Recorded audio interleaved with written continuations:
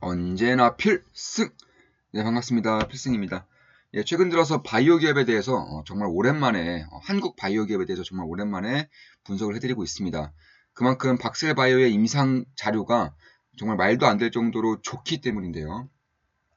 그를 이제 주가에서 반영이라도 하듯이 제가 분석을 해드린 이후에 어, 대략 한 50%가 이제 50% 정도가 급등을 하면서 완전히 초급등을 보이고 있습니다. 거래 정지가 된 상황이고 내일부터는 다시금 거래가 재개될 예정이죠.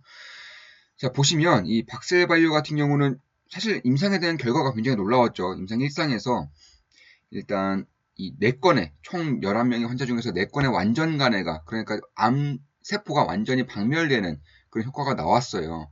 응급 임상이었고 간으로 전이되는 췌장암에 대한 그런 이슈가 굉장히 컸었습니다. 사실은 이거는 수술도 못하는 완전히 말기암 환자였기 때문에 치료제를 투여를 하고 나서 완전 간해가 이루어졌다는 것은 그만큼 효과가 굉장히 뛰어나다, 이런 것을 직접적으로 보여주는 효과다, 이렇게 보시면 되겠습니다. 뭐 간전의 췌장뿐만 아니라 뭐 다발골수종, 지방 육종, 진행성 간암, 이러한 치명적인 이제 간암에서의 치료제에 대한 역할을 톡톡히 해냈다. 11건 중에서 4건의 완전 간해가 나왔다는 것은 정말 엄청난 결과가 아닐 수가 없습니다. 따라서 특히나 이 응급임상 같은 경우가 이제 다른 치료법을 완전히 포기한 상태에서 한 거예요. 그러니까 이 그냥 임상이 아니라 응급 임상이라는 것은 치료법이 없을 때, 뭐 수술도 안 되고 치료제를 투여도 안 되고, 뭐 그 희망의 가닥이 없을 때 일말의 희망을 걸고 이 치료를 하는 경우가 응급 임상인데, 여기서 완전 간해가 4건이 나왔다는 겁니다. 특히나 이 병에 대한 치료 효과가 아예 없는 환자, 아예 무반응 환자는 11명 중에서 10%도 안 되는 딱 한 명에서 나왔다는 것이 굉장히 좀 괄목할 만한 그런 결과가 아니었을까. 11명 중에서 한 명만이 이제 무반응이고 4명이 완전 간해가 나왔다는 것이 이제 괄목할 만한 그런 이슈가 아닐 수가 없다, 이렇게 보시면 될 것 같아요. 사실 이 간암 치료제 같은 경우 VAX-NK죠. 이게 임상 종료 이후에 2016년부터 17년까지 임상 일상을 했죠. 지켜본 결과 이제 11명 중에서 10명의 환자가 여전히 생존을 하고 있고, 그리고 4명의 이제 완전 간해가 나왔다는 것이 좀 주목할 부분이 있다, 이렇게 보시면 될 것 같습니다. 뭐 전 영상에서는 이제 기본적 분석에 대해서 어느 정도 해드렸기 때문에 이번에는 어떤 식으로 시장이 박셀바이오를 바라보고 있는지에 대해서 좀 말씀을 드리고, 일만의 리스크에 대해서도 좀 말씀을 드리고자 합니다. 그래서 완전 간해 같은 경우는 이제 몸에서 이제 암세포가 완전히 사라지는 것을 의미하고, 완전히 치료된 건 아니에요. 그러니까 재발 가능성이 완전히 사라지는 그런 완전 치료는 아니고, 암세포가 완전히 사라지는 것을 이제 완전 간해라고 합니다. 치료의 이제 출발선상이다, 이렇게 보시면 될 것 같습니다. 특히 이번에 진행 중 임상 이상에서도 첫 환자부터 완전 간해가 나왔어요. 임상을 진행하는 첫 환자부터 간세포, 그러니까 간 암세포가 완전히 박멸되는 효과가 나온 겁니다. 사실 이게 완전 간해가 나온다는 것이 보통의 임상 3상을 진행하고 있고, 글로벌 제약사, 뭐 머크, 노슈 이런 기업들에 대한 임상 3상 자료를 제가 보더라도 사실 완전 간해가 쉽게 나오진 않아요. 그러니까 성공한 치료제, 그러니까 임상을 통과한 치료제 같은 경우도 1년에 3명 정도가 완전 간해 나오면 잘 나온 겁니다. 3명만 나와도 잘 나온 거예요. 근데 4명이 나왔고 이상 시작하자마자 1명이 더 나왔다는 것이, 특히 임상 이상 같은 경우는 11명에서 이제 일상이 11명이었다면 이상은 20명이고요. 일상이 한 번 투여였다면 이상은 그 2배죠. 2번 투여입니다. 2번 투여. 용량도 2배고요. 그만큼 이쪽에 대한 기대감을 조금 더 키울 수 있는 그런 모멘텀은 만들어지고 있다, 이렇게 보시면 될 것 같습니다. 따라서 이제 간으로 전이된 이제 췌장암의 사기 환자에 대해서는 거의 뭐 수술도 불가능하고 완전히 전부 다 불가능한 상황에서 완전 간해를 일으켰다는 것이 임상의 성공이 아니고서는 이렇게 나올 수가 없다라는 그런 전문가들의 의견이 좀 있는 상황이죠. 그렇기 때문에 최근 들어서 이제 엄청난 관심을 받고 있는 것은 맞죠. 다만 이제 박셀바이오에 대한 그러니까 리스크를 점치는 분들 중에 좀 의견을 좀 보면 대부분이 이거예요. 기관 투자자, 그러니까 초기 기관 투자자의 엑시트죠, 엑시트. 모든 물량을 다 던지고 있어요. 기관이 가지고 있는 모든 물량을 개인들한테 던지고 도망치고 있습니다. 근데 그도 그럴 것이 뭐 예를 들어서 뭐 LB 산업펀드, 뭐 아주 좋은 벤처펀드, 아니면 뭐 우리가 알고 있는 뭐 유명한 글로벌 아니죠. 예, 대한민국 증권사들도 지금 뭐 대부분이 이제 물량을 다 던지고 있는데, 사실 그도 그럴 것이 기관은 규제 강상이 있죠. 우리 개인들처럼 자유롭게 할 수 있는 것이 아닙니다. 자신의 돈이 아니고 회사의 명예가 걸려있고 회사의 실적이 걸려있기 때문에 아무런 기업에 투자할 수 없어요. 그런데 이 박셀바이오 같은 경우는 일단 첫 번째로 매출이 발생하지 않았죠. 3년간 매출이 전무합니다.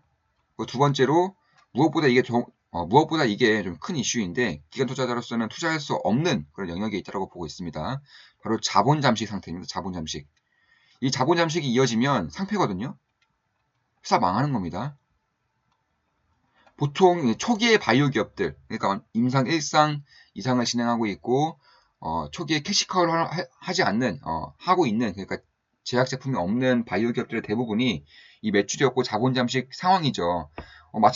마찬가지입니다. 자본 잠식 상태이고 전환 우선주 발행에 따른 차입금을 이제 넣어줘야 되기 때문에 재무 상태가 굉장히 안 좋죠. 그래서 저는 추후에 이제 박세바이오 측에서 뭐 유상 증자를 한다거나 아니면 전환사채를 한 번 더 쓴다거나 이런 식의 채무를 끌어오거나 아니면 자본금을 밀리는, 그러니까 주주 가치를 희석시키는 이런 행동을 할 것으로는 저는 보고 있어요.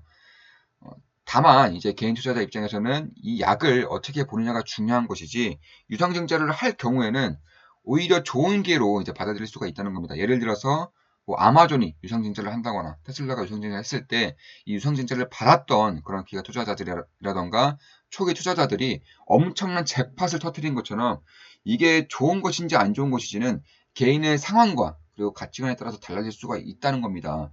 그래서 기관 투자자의 엑시트를 보고 이제는 개미지옥이다, 개미들한테 물량을 떠넘기고 박셀바이오 같은 경우는 주가가 폭락할 것이다, 이런 의견들도 조금 있긴 있지만 어쩔 수가 없는 거예요. 이거는 기관 투자자에서 일하는 사람 입장에서 봤을 때에는 뭐 당연한 겁니다. 투자할 수가 없어요. 특히 이 소형주 같은 경우에도 좀 어느 정도 막혀 있는데, 거기다 더불어서 매출도 없고 자본 잠식인 기업에 투자한다는 것은 사실 기관 투자자 입장에서는 리스크가 굉장히 크고 어느 정도는 이제 합리화될 수 있는 그런 수급 흐름이다, 이렇게 보시면 될 것 같아요. 특히 박셀바이오 같은 경우는 이제 간암 치료제, 플렉스 NK에만 이제 좀 쏠림이 있는데, 사실 가장 이제 캐시카우를 할 수 있는, 그러니까 가장 빠르게 캐시카우를 할 수 있는 것이 바로 이 박수르킨이죠. 박수르킨 15라는 이제 반려견, 그러니까 애완용 강아지의 애완용 개의 이제 항암 면역 치료제인데, 사실 2018년부터 이제 검역 본부에 이제 승인을 받아서 이제 임상 시험을 완료하긴 했습니다. 결과 굉장히 우수한 이제 항암 효과를 입증한 것도 맞고요.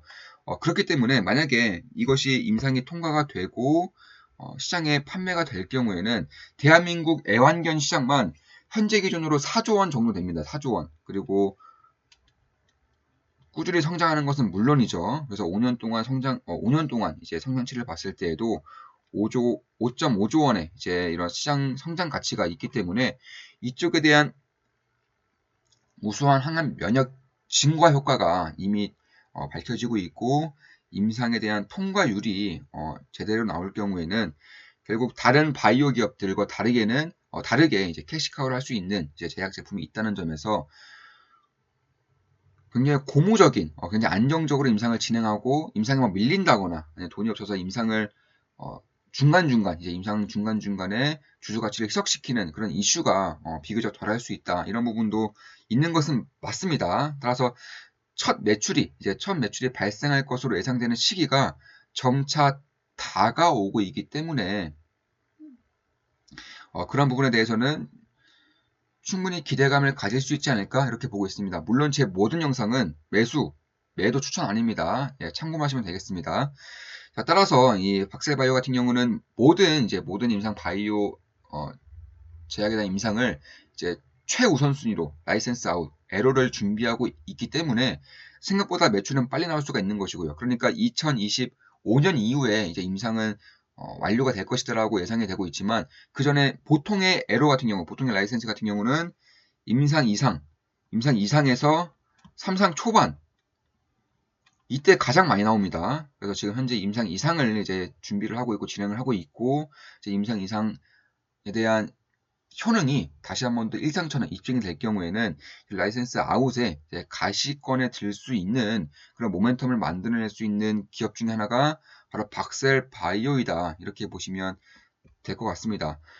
따라서 국내 시장 같은 경우는 뭐 이미 좀 알려지고 있고 특히 전 영상에서 말씀드렸다시피 대한암협회에서도 굉장히 유명 인물이 이제 박셀바이오의 대표이사이기 때문에 이런 부분은 걱정할 필요 없을 것 같아요. 그리고 해외 매출에서의 애로를 아주 공격적으로 추진하고 있다는 것이 이 박셀바이오 투자자 입장에서는 굉장히 괜찮은 그런 대응 전략인 것은 맞습니다. 간혹가다 이제 대표이사가 임상을 하고 있는 치료제의 효과를 너무 맹신한 나머지 애로를 하지 않는 경우도 있어요.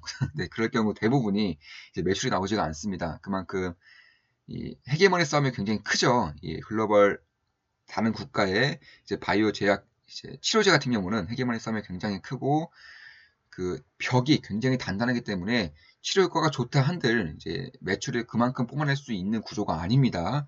그래서 그런 것을 봤을 때에도 뭐 굉장히 긍정적인 그런 어, 행보를 이제 보이고 있지 않나 이렇게 보고 있습니다. 물론 제 모든 영상은 매도 추천 아니지만 추천은 절대 아니지만 이 정도의 좀 이슈를 보시면서 관심을 가진다면 충분히 조금 더 이제 안정적인 계획을 짤 수가 있지 않나 이렇게 개인적으로 보고 있습니다.